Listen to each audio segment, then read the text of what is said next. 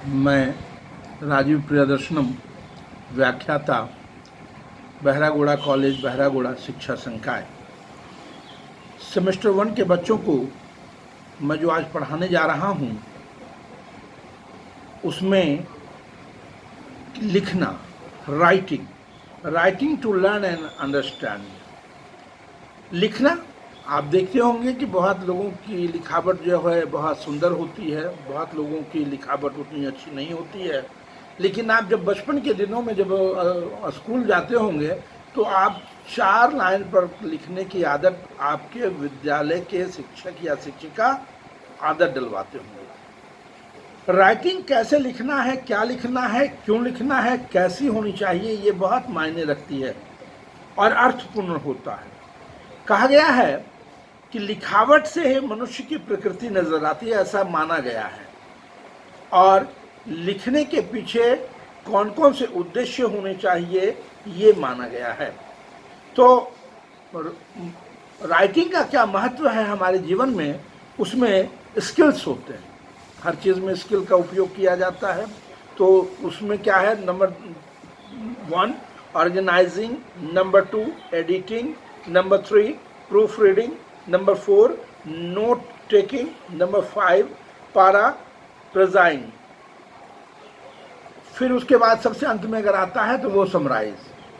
अब देखिए, किसी भी चीज़ को ऑर्गेनाइज रूप से करना, जैसे हम लोग कोई भी कार्य करते हैं तो पहले उसके बारे में सोचते हैं, चिंतन मनन करते हैं, तब जाकर के वो चीज़ को हम पूरा करते हैं।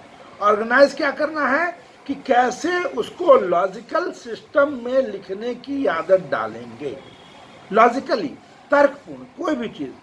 और दूसरा पॉइंट जो है एडिटिंग, वो है कि आप किसी चीज़ को मॉडिफाई करते हैं। जैसे हम लिखे, उसको पढ़े, कहीं कहीं गलती नज़र आई, उसको हमने मिटाया, या कुछ चीज़ को जोड़ना होता है उसको हमने जोड़ा। तो ये बिल्कुल मतलब साफ सुथरी अवस्था में होनी चाहिए। उसके उपरांत क्या है, नंबर 3 पॉइंट में जो मैंने कहा, प्रूफ रीडिंग क्या है कि हम उसको पढ़ते हैं, बारंबार पढ़ते हैं, 1 बार 2 बार 3 बार, और उसकी त्रुटियों को खोजते हैं। कहाँ कोई शब्द गलत तो नहीं हो गया, कहीं कोई शब्द क्या मायने तो नहीं बदल गया, ये आपके ऊपर मायने रखता है।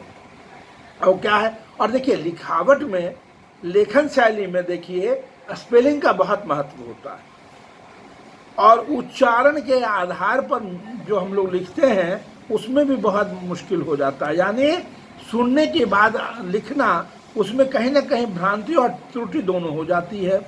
तो लिखना एक कला है, सुन करके लिखना वो भी एक कला है।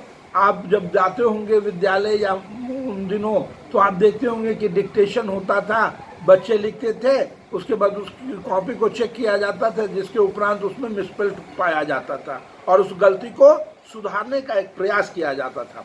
तो प्रूफ रीडिंग में यही चीज़ है कि हम उसको पढ़ते हैं, देखते हैं, और कहीं त्रुटि अगर होती है तो उसको हम लोग दूर करते हैं, चाहे वो स्पेलिंग मिस्टेक हो या ग्रामेटिकली मिस्टेक हो, उसको हम लोग देखते हैं। फिर जो अगला पॉइंट आता है वो नोट टेकिंग। आप देखते हैं कि बच्चे नोट्स बनाने के पीछे बहुत दीवाना होते हैं कि नोट्स बनाना है। लेकिन मेरा जहाँ तक मानना है कि अगर आप सबों की बात को सुन करके अपने शब्दों में अगर आप वो लिखेंगे तो मुझे लगता है कि वो ज़्यादा महत्व रहेगा।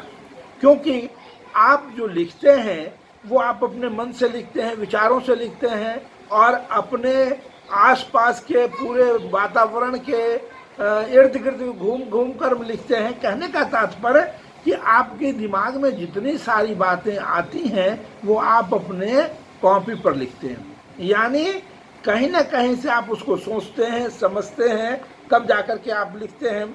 तो वही चीज़ है कि सुनना और लिखना, अपने आइडियाज़ को लिखना, यही शॉर्ट फॉर्म में लिखते हैं। तो नोट टेकिंग वही हुआ। देन आफ्टर पैराफ्रेजिंग, तो कहा गया है कि इसमें डिफरेंट वर्ड को हम लोग लिखते हैं। और देखिए मुहावरा, लोकोक्ति वगैरह वगैरह का जो हम लोग प्रयोग करते हैं वो हमारी लिखावट में 4 चांद लगा देता है, और उसको सब अंत में सब समराइज कर लेते हैं ताकि वो एक अच्छी लेखन शैली मानी जाए। धन्यवाद।